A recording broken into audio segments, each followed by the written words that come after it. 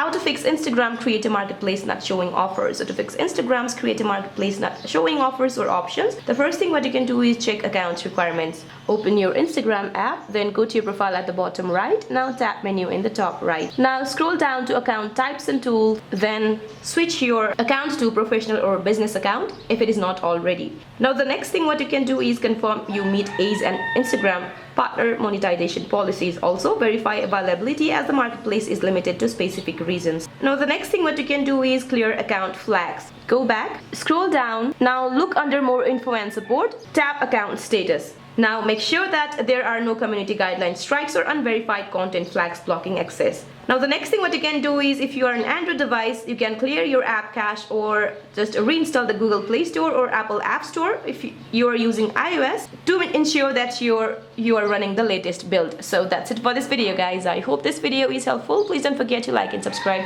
See you in my next video.